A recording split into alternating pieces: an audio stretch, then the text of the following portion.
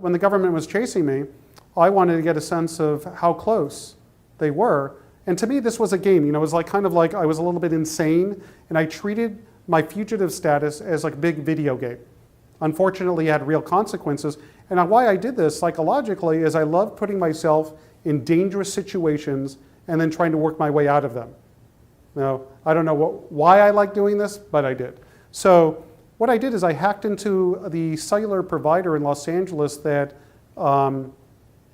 serviced the FBI cell phones numbers of the agents that were chasing me. So to make a long story short, I was able to get the cell phone numbers of the agents, and then by hacking into the cellular provider, I could monitor where they physically were, you know, physically in Los Angeles. I could also monitor who they were calling and who was calling them. So based on my traffic analysis and my location data, I was able to find out if the feds ever got close. And in one time, they did. I had an early warning system set up in 1992 when I was working as a private investigator in Los Angeles.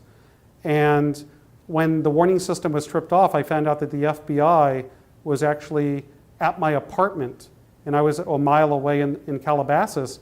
But I just drove in from the apartment to work.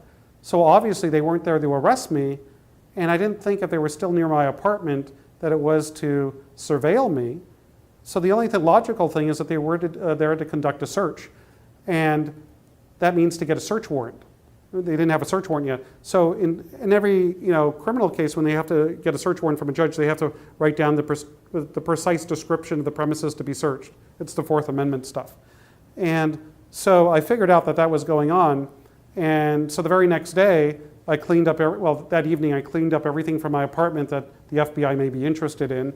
And then the very next day I went out to Winchell's Donuts and got a big dozen assorted donuts, and I labeled the box FBI donuts, and I put it in the refrigerator. So when they were going to come search, the only thing they would find is I had some donuts for them. They searched the next day. They didn't find anything. I don't even know if they opened the refrigerator, but if they did, they didn't help themselves to a donut for some reason. I don't know why.